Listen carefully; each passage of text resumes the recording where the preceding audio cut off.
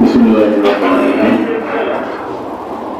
Homeopathy doctors association কর্তৃক আয়োজিত আজকের এই অভিষেক অনুষ্ঠানে উপস্থিত সংগঠনের নেতৃবৃন্দ, নান্দাইল উপজেলার কৃষি কর্মকর্তা, নান্দাইল উপজেলা বিএনপি অঙ্গ সহযোগী সংগঠনের নেতৃবৃন্দ, এলাকাবাসী, আসসালামু আলাইকুম। আমি প্রথমেই আপনাদের কাছে ক্ষমা চেয়ে নিচ্ছি যে আমাদের আসতে একটু বিলম্ব হয়ে গেল। আমরা একটি উন্নয়ন প্রকল্প পরিদর্শনে গেছিলাম, সেখানে কিছু প্রতিবন্ধ দেখতে পেলাম, কিছু তদারকি এবং এলাকাবাসীর সাথে কথা বলতে বলতে একটু সময় ক্ষেপণ হয়ে গেল। আমি সেই জন্য আপনাদের কাছে আন্তরিকভাবে প্রকাশ করছি।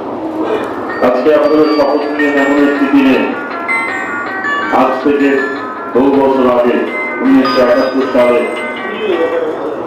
অনেক মুক্তিযোদ্ধা স্বাধীনতার ঘোষক রাষ্ট্রপতি জিয়াউর রহমান সাহেবের ডাকে যুদ্ধে ঝাঁপিয়ে পড়েছিলেন সেই 71 সালের 26শে মার্চ। সেই দিনে 26শে মার্চ 2026 সালে আপনারা এই নবগঠিত কমিটির শপথ নেবেন এবং এই শপথ অনুষ্ঠানে আমাকে আমন্ত্রণ জানানোর জন্য আমি আপনাদের কাছে ধন্যবাদ জ্ঞাপন করছি। আমার কাছে অনেক দাবি দাবা করেছেন, দাবিগুলোর মধ্যে একটি ছিল বসার স্থান। এখন কি বলবো, আমি এখানকার সংসদ সদস্য, আমি বসার স্থান খুঁজে পাই না।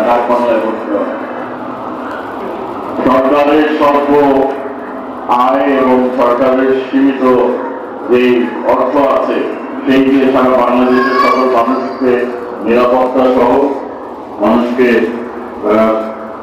খাদ্য সহ সকল কিছু দেওয়ার চেষ্টা অব্যাহত আছে।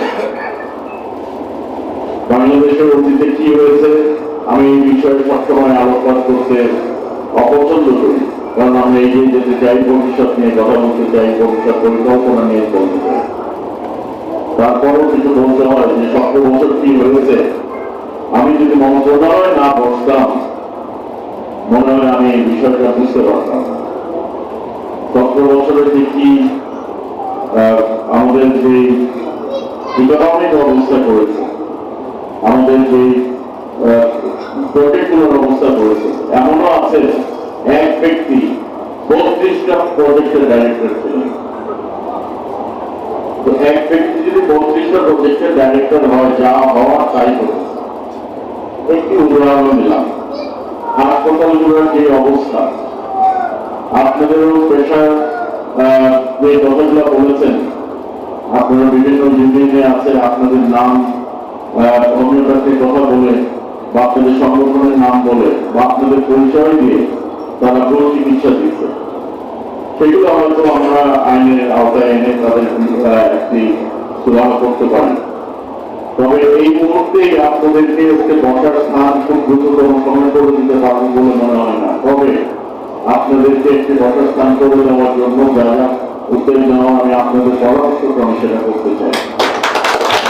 আমি নির্বাচনের আগে আপনাদেরকে বলেছিলাম এবং সেই প্রতিশ্রুতি আমি ভুলে যাইনি যে আপনাদেরকে একটি বিল্ডিং অথবা কোথাও একটি সরকারি অনুদান প্রাপ্ত বিল্ডিং করে দেওয়া যায় কিনা সেই বিষয়ে আমি দেখবো।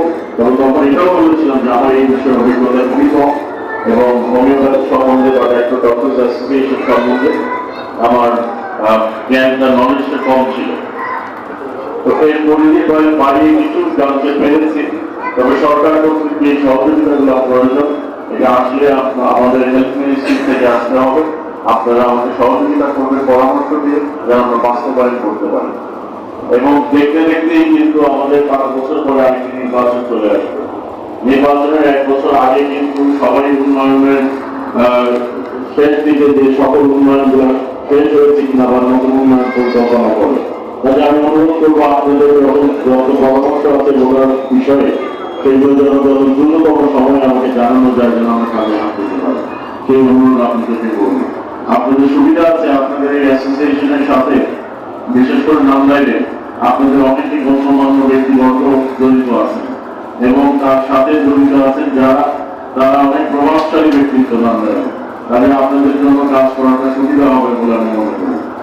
আমি আবার পুনরায় ধন্যবাদ দিতে চাই কৃষি প্রিসাইডিং অফিসার মহোদয়কে, তিনি আজকে আমাদেরকে এবং ওনাকে এই হলরুম নির্বাচন ব্যবহার করার জন্য সুযোগ করে দিয়েছেন।